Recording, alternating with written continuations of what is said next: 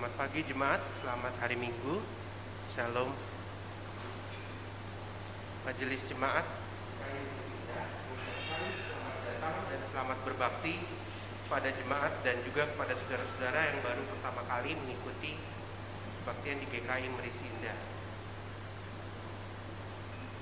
Untuk mengetahui acara gereja dalam sepekan, jemaat dapat membaca warta jemaat yang dibagikan di dalam grup WhatsApp, dan kami mohon handphone atau alat komunikasi lainnya yang dibawa agar dapat dinonaktifkan selama berada di dalam ruang kebaktian. Mari kita ciptakan ketertiban dan ketenangan dalam ibadah kita sehingga kita bisa berkonsentrasi dengan baik. Kami mohon perhatian dari jemaat untuk beberapa warta lisan berikut. Yang pertama, percakapan peserta baptis dewasa online. Percakapan peserta baptis dewasa online dilaksanakan pada hari Minggu 25 April 2021 pada pukul 18 sampai 19. Mohon perhatiannya bagi yang mengikuti. Yang kedua, persidangan majelis jemaat atau PMJ online daring. Persidangan majelis jemaat akan dilaksanakan secara online atau daring pada Selasa 27 April 2021 pukul 19. Mohon dukungan doa dari jemaat sekalian. Sebelum ibadah dimulai, mari kita mengambil waktu saat hening sejenak.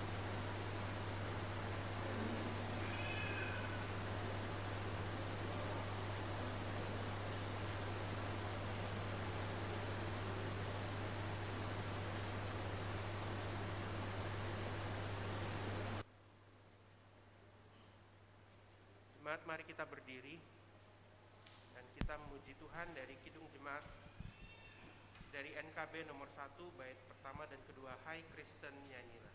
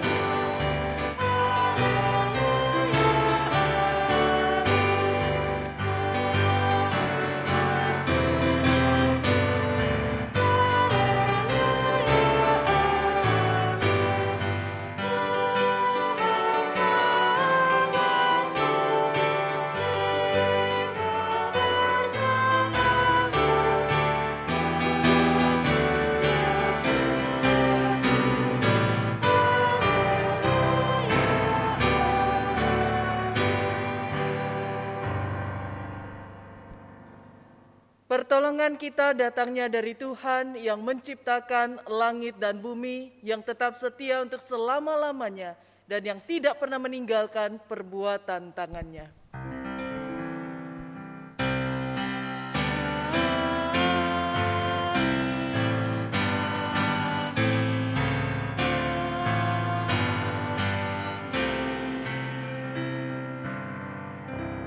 Kasih karunia dan damai sejahtera dari Allah Bapa kita dan dari Tuhan Yesus Kristus menyertai saudara sekalian. Dan menyertai saudara juga. Saudara yang terkasih, pada hari ini kita akan merenungkan firman Tuhan dengan tema menggembalakan bukan dengan kuasa. Dan karena itu firman yang menjadi kata pembuka kita baca dari Markus pasal 10 ayat 42 sampai 45 begini bunyinya. Tetapi Yesus memanggil mereka lalu berkata, "Kamu tahu bahwa mereka yang disebut pemerintah bangsa-bangsa memerintah rakyatnya dengan tangan besi, dan pembesar-pembesarnya menjalankan kuasanya dengan keras atas mereka. Tidaklah demikian di antara kamu. Barang siapa ingin menjadi besar di antara kamu, hendaklah ia menjadi pelayanmu. Dan barang siapa ingin menjadi yang terkemuka di antara kamu, hendaklah ia menjadi hamba untuk semuanya. Karena Anak Manusia juga datang bukan untuk dilayani, melainkan untuk melayani dan untuk memberikan nyawanya menjadi tebusan bagi banyak orang. Mari kita berdoa mengakui dosa kita.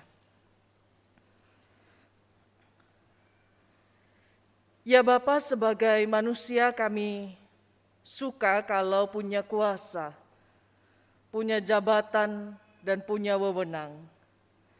Dan secara naluriah ketika kami punya kekuatan untuk menjadi lebih tinggi daripada orang lain, maka kami menjalankan kekuasaan itu dengan cara-cara yang keras untuk menunjukkan jabatan atau posisi kami yang tinggi. Mungkin kami melakukannya di dalam rumah kami, di tempat kerja kami, atau dimanapun di dalam kehidupan masyarakat bersama di dalam dunia ini. Bahkan dalam hal-hal sepele pun kami selalu saja berusaha menjadi lebih tinggi daripada orang lain. Hari ini Tuhan, kami mohon ampun, karena kami yang selalu mengatakan mau melayani-Mu, tapi dalam prakteknya tidak pernah kami punya sikap mental seorang pelayan. Kami lebih suka menjadi majikan, menjadi tuan, menjadi bos. Dan karena itu kami tak pernah benar-benar bisa mengasihi dan melayani Engkau. Tak pernah bisa benar-benar hadir bagi sesama kami. Pelayanan kami menjadi terbatas, menjadi tidak murni, menjadi pamrih. Tuhan, ampunilah kami. Kalau cara kami melihat diri kami masih jauh dari cara Tuhan menyebut diri sebagai hamba bagi kami. Ampunilah kami Tuhan, dalam nama Tuhan Yesus kami memohon. Amin. Saudara, mari kita berdiri. Dengarkanlah berita anugerah dari firman Tuhan dalam Injil Markus pasal 12 ayat 10 sampai 11 begini.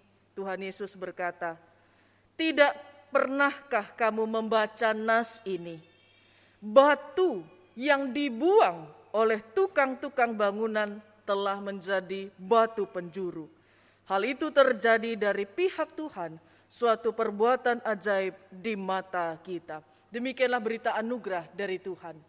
Syukur kepada Allah. Anugerah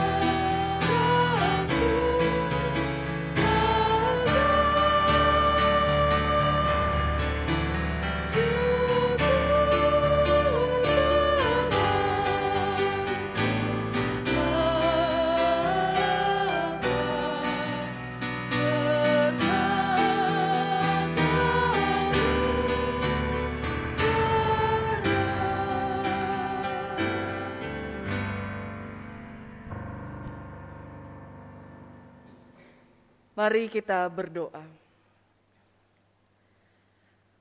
Karuniakanlah kami Tuhan, Roh-Mu yang kudus, supaya kami yang ada di gereja ini, juga yang ada di rumah masing-masing, atau dimanapun kami sedang berbakti kepadamu di atas muka bumi ini, benar-benar menjadi satu di dalam sabda-Mu, dan dengan hikmat-Mu kami mampu mengenal kehendak-Mu dan hidup di dalamnya.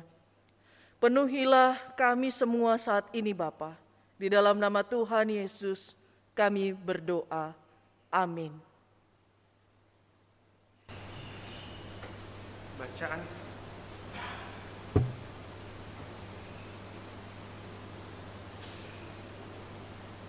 Bacaan pertama terambil dari kitab Kisah Para Rasul pasal 4 ayat 5 sampai dengan 12.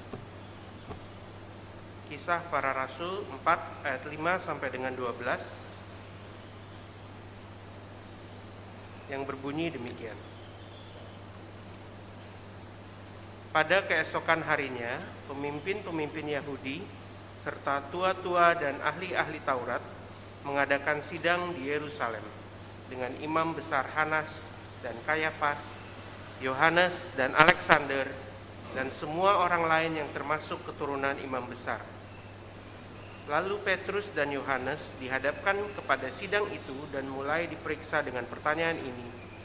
Dengan kuasa manakah atau dalam nama siapakah kamu bertindak demikian itu?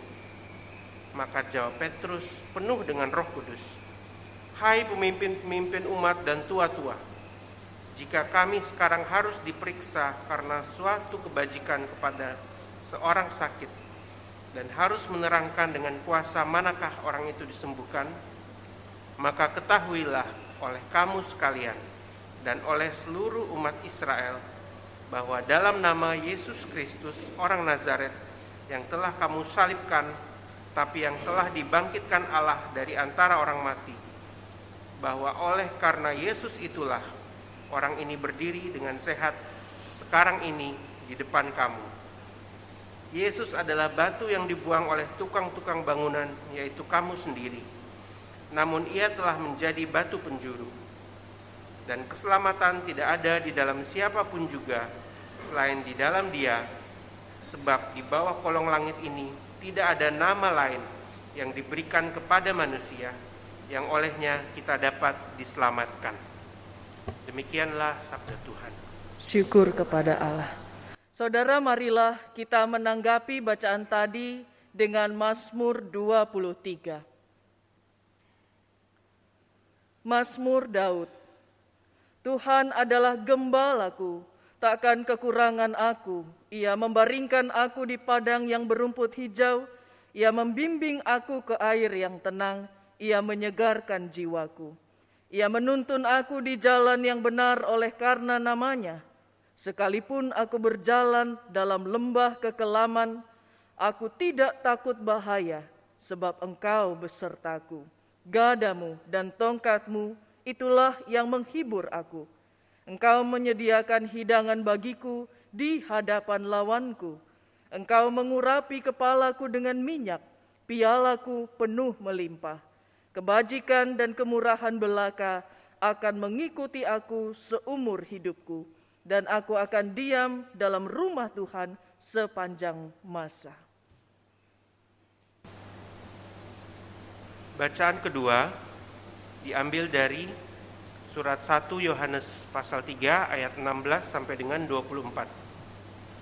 1 Yohanes 3 ayat 16 sampai dengan 24. Yang berbunyi demikian. Demikianlah kita ketahui kasih Kristus, yaitu bahwa Ia telah menyerahkan nyawanya untuk kita. Jadi kita pun wajib menyerahkan nyawa kita untuk saudara-saudara kita. Barang siapa mempunyai harta duniawi dan melihat saudaranya menderita kekurangan, tetapi menutup pintu hatinya terhadap saudaranya itu, bagaimanakah kasih Allah dapat tetap di dalam dirinya? Anak-anakku, marilah kita mengasihi bukan dengan perkataan atau dengan lidah, tetapi dengan perbuatan dan dalam kebenaran. Demikianlah kita ketahui bahwa kita berasal dari kebenaran. Demikian pula kita boleh menenangkan hati kita di hadapan Allah.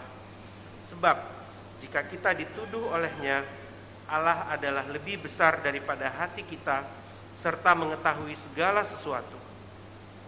Saudara-saudaraku yang kekasih, jikalau hati kita tidak menuduh kita, maka kita mempunyai keberanian percaya untuk mendekati Allah. Dan apa saja yang kita minta, kita memperolehnya daripadanya, karena kita menuruti segala perintahnya dan berbuat apa yang berkenan kepadanya. Dan inilah perintahnya itu, supaya kita percaya akan nama Yesus Kristus anaknya, dan supaya kita saling mengasihi sesuai dengan perintah yang diberikan Kristus kepada kita. Barang siapa menuruti segala perintahnya, ia diam di dalam Allah dan Allah di dalam dia. Dan demikianlah kita ketahui bahwa Allah ada di dalam kita, yaitu Roh yang telah Ia karuniakan kepada kita. Demikianlah sabda Tuhan.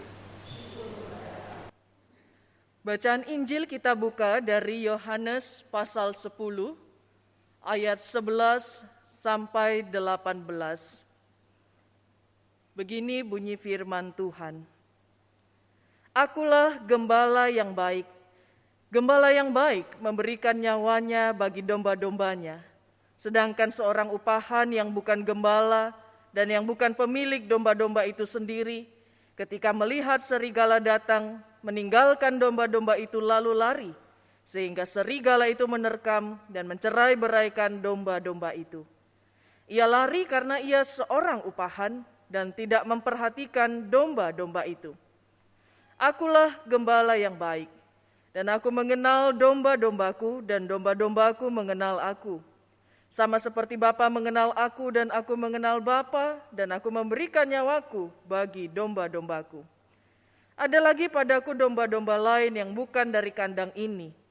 Domba-domba itu harus kutuntun juga, dan mereka akan mendengarkan suaraku, dan mereka akan menjadi satu kawanan dan satu gembala. Bapa mengasihi aku oleh karena aku memberikan nyawaku untuk menerimanya kembali. Tidak seorang pun mengambilnya daripadaku, melainkan aku memberikannya menurut kehendakku sendiri. Aku berkuasa memberikannya dan berkuasa mengambilnya kembali. Inilah tugas yang kuterima dari Bapa-Ku. Saudara, demikianlah Injil Tuhan kita Yesus Kristus. Berbahagialah mereka yang mendengarkan firman Allah dan yang memeliharanya. Amin. Haleluya, haleluya, haleluya.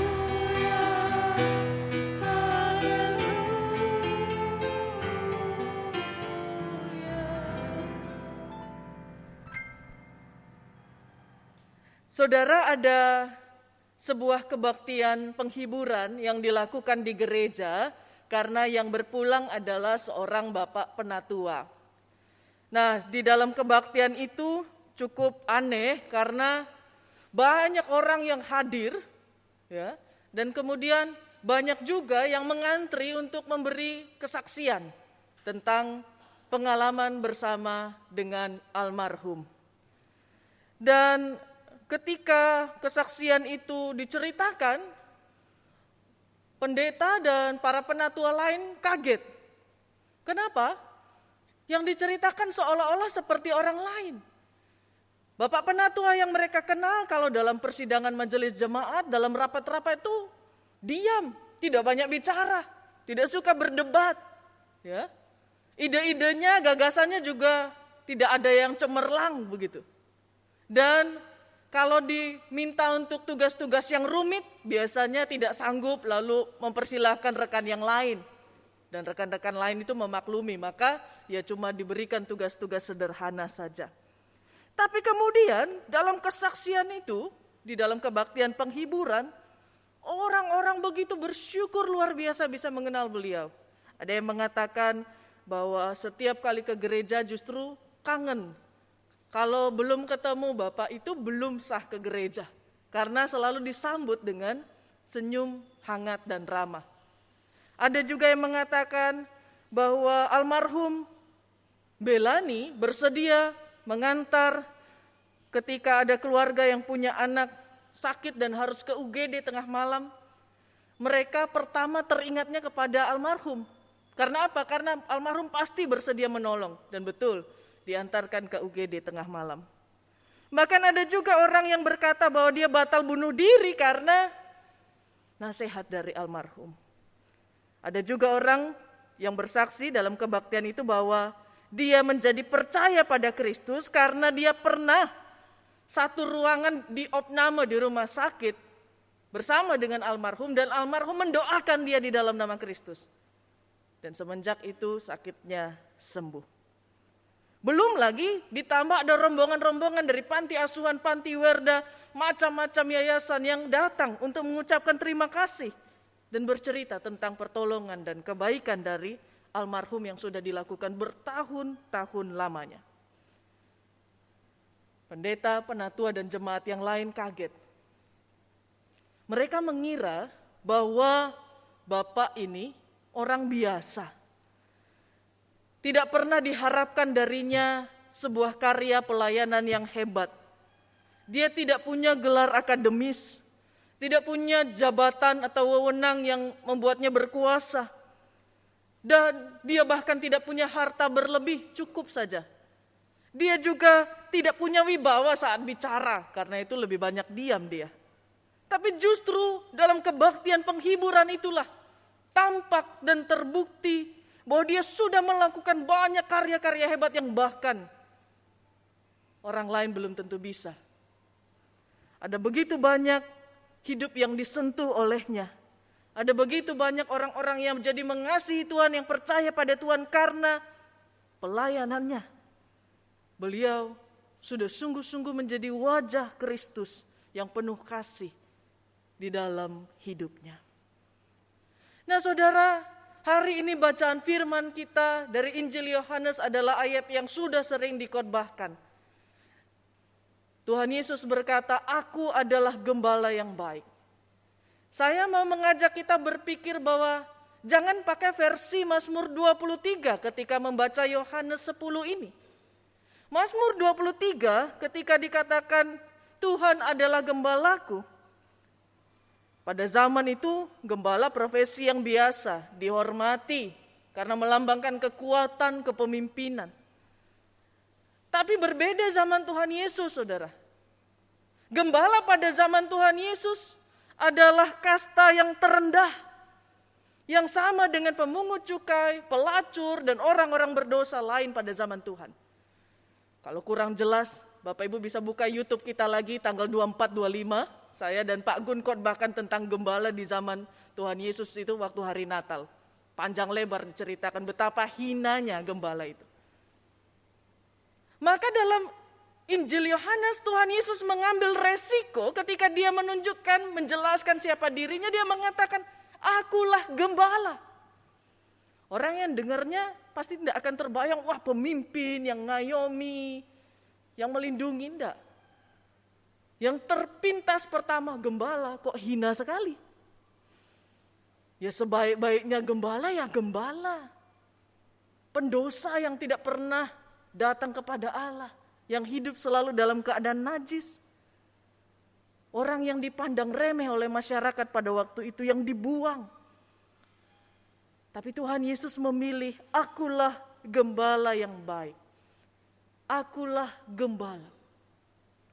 Kenapa? Karena gembala bukan hanya versi Mazmur 23 yang bisa memberikan rumput hijau dan air sejuk. Tapi Tuhan Yesus mengatakan, "Akulah gembala yang bisa memberikan nyawaku bagi domba-dombaku." Kalau dalam perjanjian lama wajah gembala, wajah penguasa, Allah yang maha tinggi, Tuhan adalah gembalaku. Tapi di dalam perjanjian baru Tuhan Yesus mengatakan, "Akulah gembala dengan wajah yang hina, dengan wajah yang rendah. Tapi di posisi itu pun aku bisa memberikan nyawaku bagi domba-dombaku." Saudara, kenapa Tuhan Yesus memakai figur gembala? Karena dalam posisi waktu itu gembala kan rendah ya. Dan dalam kerendahan itu dia bisa kenal dengan domba-dombanya, hafal nama dan kenal suaranya. Kenapa bisa kenal? Karena tentu dia tidak melihat dirinya lebih tinggi. Dia orang hina, hewan ternak ya hina pada zaman itu. Kita sejajar nih. Walaupun saya gembala, kita posisinya sama, setara. Dan karena tidak melihat diri lebih tinggi, maka dia nyaman berada di tengah-tengah. Dia bisa dekat. Kalau ada orang yang lebih tinggi kan biasanya kita sungkan-sungkan ya. Atau kita merasa lebih tinggi lalu orang lebih rendah kita akan jaga jarak. Itu manusiawi. Tapi Tuhan Yesus mengatakan, akulah gembala yang baik. Bukan hanya sejajar. Tapi karena kita sama, maka kita menjadi dekat. Dan bahkan bersahabat. Bahkan bisa memberikan nyawa. Kalau gembala upahan bisa lari. Tapi Tuhan Yesus, dia gembala sekaligus pemilik. Maka nyawa pun, walaupun dia memiliki kita, nyawa pun bisa diberikannya. Nah, saya berpikir inilah yang menjadi teladan dari Bapak Penatua almarhum tadi ya. Dia tidak menempatkan dirinya sangat tinggi karena jabatan penatuannya, pelayanannya. Dia mungkin tidak punya potensi apa-apa di mata orang lain. Tapi dia bisa memberikan nyawanya. Memberikan nyawa itu artinya tidak harus mati untuk orang lain, Bapak Ibu. Memberikan nyawa itu untuk konteks kita bisa diartikan, bisakah hidup kita ini membuat orang lain hidup? Ya. Bisakah hidup kita ini membuat orang lain jadi selamat? Atau malah kita membuat orang lain jatuh dalam dosa dan akhirnya binasa? Itu bukan memberikan nyawa, tapi ngambil nyawa orang. Inilah mungkin yang menginspirasi almarhum Penatua sehingga dia tidak menempatkan diri nun jauh di sana tinggi di atas tak terjangkau oleh orang lain. Tapi dia belajar serupa dengan Kristus yang mau jadi gembala, yang merendahkan diri, yang tinggal dekat di tengah-tengah, yang tahu seluk-beluk kehidupan cerita-cerita umatnya, domba-dombanya, yang kenal nama, kenal akrab, dekat. Tidak peduli apa jabatan pelayanannya. Tapi seberapa banyak dia sudah membuat hidup orang lain diubahkan, bahkan diselamatkan. Itulah perbuatan kasih yang nyata. Itulah perbuatan yang dikehendaki Tuhan dalam hidup kita bagi sesama. Saudara, gembala sekali lagi dipilih Tuhan menjadi figur untuk menunjukkan, menjelaskan siapa dirinya. Kenapa? Karena Allah mau konsisten untuk mengajar, untuk memberi teladan tentang bagaimana harusnya kita merendahkan diri, mengosongkan diri, menyangkal diri. Kristus adalah Allah yang maha tinggi tapi jadi manusia yang terkutuk. Dia konsisten dalam semua tutur katanya, semua perilakunya selama 33 tahun dia hidup. Tidak pernah sekalipun dia meninggikan diri.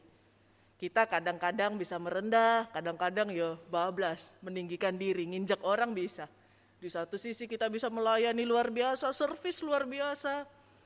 Tuhan Yesus konsisten, karena itu karakternya, karena itu identitasnya. Allah tidak datang sebagai penguasa, petinggi. Allah datang sebagai sahabat yang mau menyejajarkan diri dengan kita. Dan selama kita melayani Tuhan dan sesama belum meniru pengosongan diri, penyangkalan diri, perendahan diri seperti Kristus, maka sampai kapanpun pelayanan kita tidak akan pernah berhasil menghadirkan wajah Kristus bagi dunia. Karena itu dalam 1 Yohanes 3 ayat 18, penulis surat ini mengingatkan, anak-anakku marilah kita mengasihi bukan dengan perkataan atau dengan lidah. Bilang I love you itu gampang, buktinya wangel. Bukan dengan perkataan atau dengan lidah 1 Yohanes 3 ayat 18, tetapi dengan perbuatan dan dalam kebenaran. Itulah sebabnya Mahatma Gandhi pernah berkata, andaikan Kristus datang lagi, maka dia pasti akan datang sebagai roti. Kenapa? Karena saat ini ada banyak orang yang kelaparan. Mahatma Gandhi bisa melihat mengenal Kristus yang mau berkorban sebegitu besarnya bagi kita. Allah tidak akan datang sebagai sesuatu yang akan disembah, tetapi seseorang yang akan menjadi jawaban bagi pergumulan orang lain. Begitu besarnya kuasa Allah dia menjadi hina, menjadi apapun demi saudara dan saya. Dia menjadi gembala yang baik, gembala yang dekat dengan kita, yang bahkan mungkin kita belum bicara, belum berdoa, dia tahu apa yang sedang kita alami, dan dia telah menyediakan apapun yang menjadi jawaban yang kita butuhkan. Dia mengenal kita, saudara, bahkan mungkin lebih daripada diri kita sendiri atau orang-orang yang mengenal kita. Dia berjanji, dia bicara, tapi bukan hanya bicara, bukan hanya perkataan firman, tapi perbuatannya menunjukkan betapa dia mengasihi kita.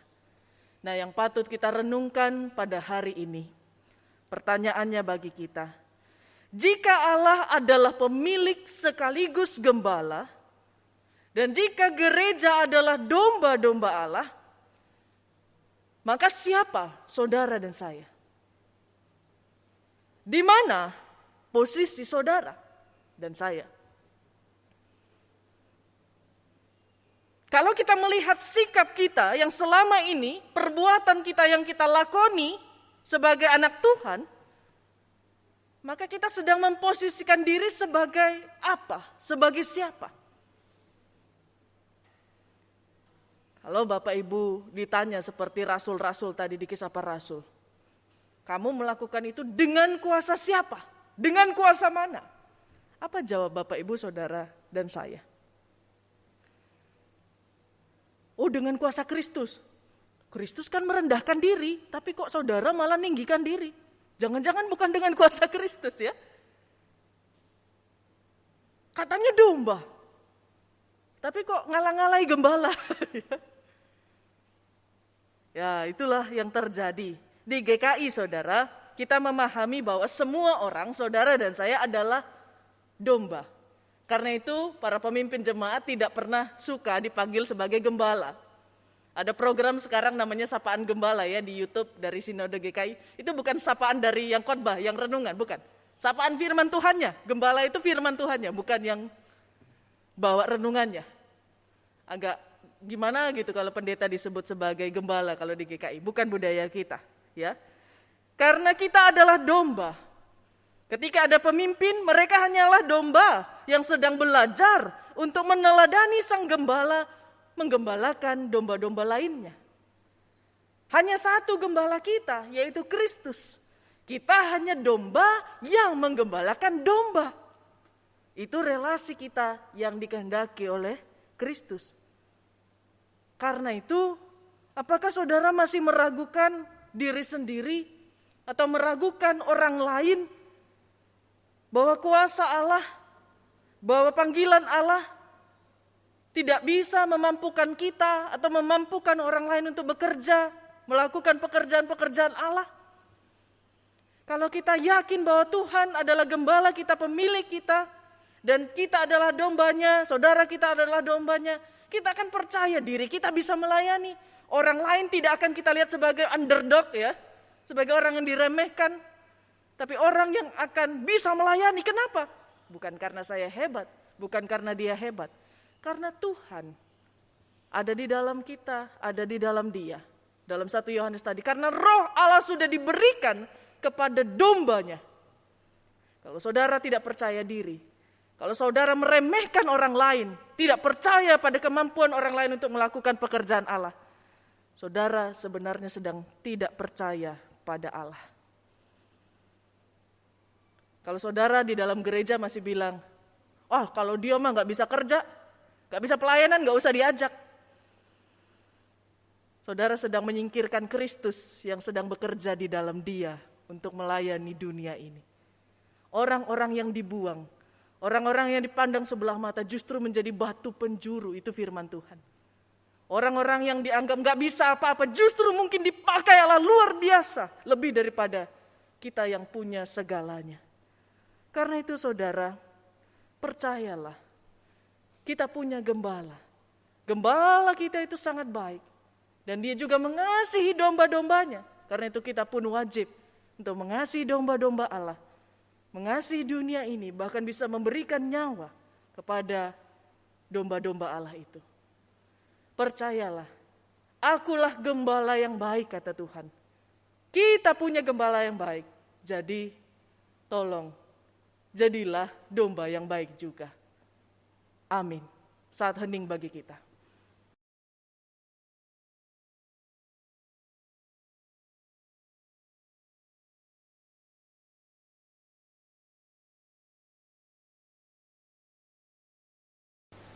Jemaat, mari kita berdiri dan marilah kita bersama dengan umat Allah di masa lalu, masa kini, dan masa depan mengingat pengakuan pada baptisan kita menurut pengakuan iman rasuli demikian.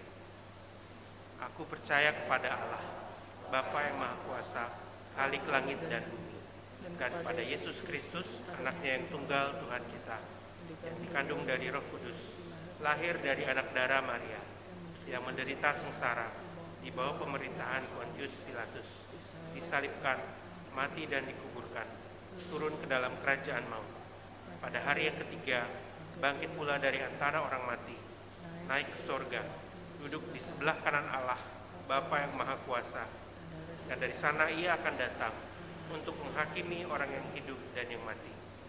Aku percaya kepada Roh Kudus, gereja yang kudus dan am, persekutuan orang kudus, pengampunan dosa, kebangkitan orang mati, dan hidup yang kekal. Amin. Silakan duduk kembali. Mari kita menaikkan doa syafaat kita. Kami terus bergumul bersama dengan saudara-saudara kami, baik yang di gereja maupun di rumah, atau orang-orang yang di tempat lain yang menyaksikan tayangan ini, Tuhan. Ada begitu banyak beban pergumulan ketika pandemi ini masih belum usai. Ada pergumulan pekerjaan, studi, pergumulan rumah tangga, bahkan saudara-saudara kami yang jatuh sakit dan mengalami kesulitan untuk berobat. Kami juga menyerahkan mereka yang ada dalam kekhawatiran karena ada begitu banyak tantangan yang hadir. Tuhan, kuatkan kami. Tuhan, berikan jalan keluar bagi saudara-saudara kami. Dan Tuhan, berikan damai sejahtera-Mu agar dalam ketenangan yang berasal dari Roh Kudus, kami bisa melihat pekerjaan Tuhan yang terus terjadi, berlangsung ajaib dalam hidup kami. Kami juga menyerahkan saudara-saudara kami yang ada dalam syukur, sukacita, karena boleh menyelesaikan ujian sekolah. Anak-anak kami sudah mengakhiri masa-masa ujian dan bersiap untuk naik ke jenjang yang lebih tinggi. Tuhan tolong. Kami juga menyerahkan saudara-saudara yang boleh tetap berkarya selama masa-masa berat ini, Engkau jagai, berikan kekuatan kesehatan. Mereka yang tetap bisa bersuka cita, bersyukur karena Tuhan menambahkan usia, tahun-tahun pernikahan, atau tetap begitu banyak berkat yang boleh hadir dalam hidup kami. Tuhan sempurnakanlah syukur dan sukacita kami. Kami juga terus berdoa bagi gereja-Mu di tempat ini, GKI Merisi Indah. Kami terus berdoa bagi panitia semester, kami berdoa untuk tim multimedia yang terus bekerja keras. Kami berdoa untuk kerinduan kami untuk persiapan boleh membuka kebaktian ini bagi Bapak Ibu senior kami dan juga anak-anak kami. Kami tidak tahu kapan waktunya Tuhan, tetapi Tuhan tolong agar ini boleh terjadi. Dan kami juga rindu agar kehidupan di sektor, kehidupan di dalam kelompok-kelompok komunitas kecil kami boleh tetap menyala-nyala dalam kasih, dalam perhatian dan dukungan. Biarlah kami benar-benar menjadi domba yang peduli, bukan lari, bukan cuek pada domba-domba yang lain yang Tuhan percayakan kepada kami. Kami juga berdoa untuk bangsa ini Tuhan. Kami begitu terguncang mendengar berita saudara-saudara yang ada di kapal selam KRI Nanggala yang mengalami musibah di perairan Bali, juga saudara-saudara kami yang ada di tempat-tempat lain yang masih mencoba bangkit dari bencana. Tuhan, ada tim GKI yang terus bekerja di NTT, NTB, yang masih menyalurkan banyak bantuan, persembahan, dan tenaga. Engkau tolong dan Engkau topang pelayanan kami. Kami juga terus berdoa bagi saudara-saudara di mana-mana tempat yang sedang dirundung musibah, bencana, banjir, kebakaran, dan kemiskinan, kelaparan, penderitaan lainnya Tuhan. Kasihanilah kami. Dan karena itu kami terus menyerahkan bangsa ini, juga seluruh bangsa-bangsa di muka bumi ini. Tuhan, tolonglah agar pandemi ini segera berlalu, dan Tuhan tolonglah agar semua pemerintah, semua pemimpin boleh memberikan usaha terbaik mereka dalam kuasa Tuhan untuk menangani dan mengendalikan pandemi ini, agar boleh mendatangkan kenyamanan, kesejahteraan bagi sebanyak-banyaknya orang. Ya Bapa, inilah doa kami, bersama dengan doa yang dinaikkan oleh umat-Mu di tempat ini, di rumah, dimanapun mereka berada. Kami mau satukan, kami mau serahkan di dalam nama Tuhan Yesus Kristus yang sudah mengajar kami untuk berdoa bersama. Bapa kami yang di sorga, dikuduskanlah nama-Mu, datanglah kerajaan-Mu, jadilah kehendak-Mu di bumi seperti di sorga. Berikanlah kami pada hari ini makanan kami yang secukupnya, dan ampunilah kami akan kesalahan kami, seperti kami juga mengampuni orang yang bersalah kepada kami. Dan janganlah membawa kami ke dalam pencobaan, tetapi lepaskanlah kami daripada yang jahat, karena Engkau-lah yang mempunyai kerajaan dan kuasa dan kemuliaan sampai selama-lamanya. Amin.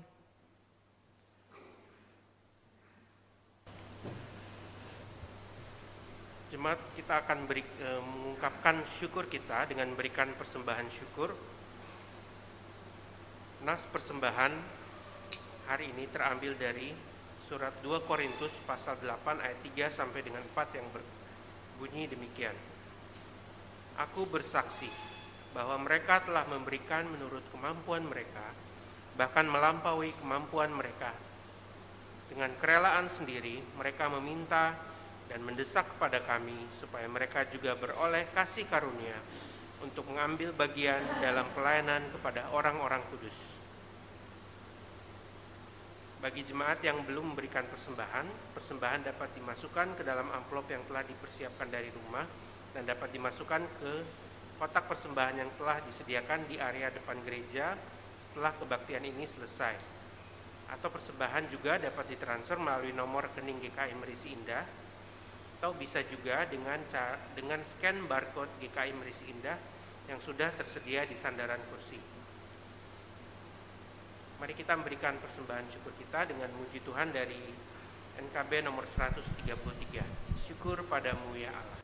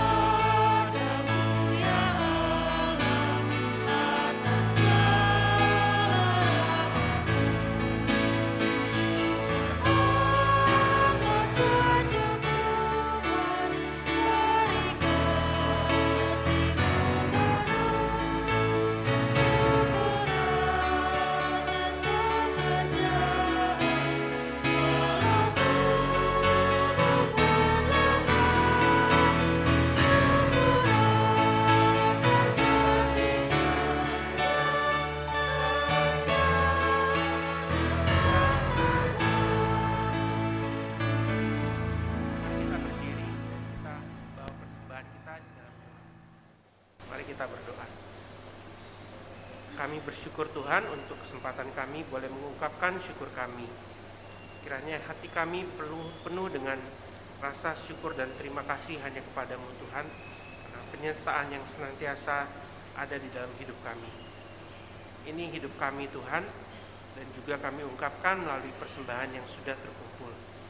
Tuhan kiranya berkenan menguduskannya, agar boleh dipakai untuk kemuliaan nama Tuhan dan pekerjaan Tuhan dimanapun Tuhan kehendaki. Kami berdoa buat semua yang Tuhan percayakan mengelolanya, Tuhan beri hikmat dan kekuatan agar bisa bekerja dengan baik. Kami membawa hidup kami selanjutnya ke dalam tangan Tuhan, biarlah menjadi persembahan yang hidup kepadamu. Dalam nama Tuhan Yesus Kristus kami berdoa. Amin.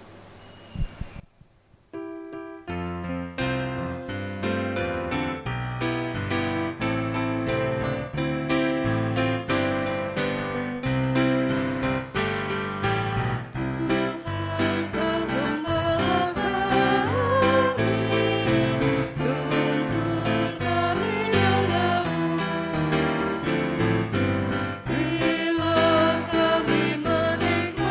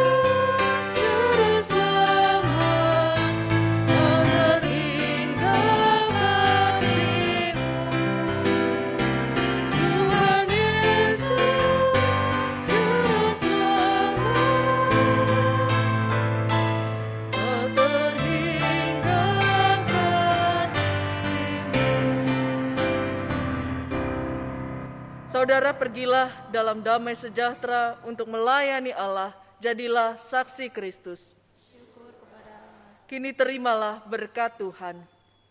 Kasih karunia Tuhan kita Yesus Kristus, kasih Allah Bapa dan persekutuan Roh Kudus menyertai saudara sekalian. Amin.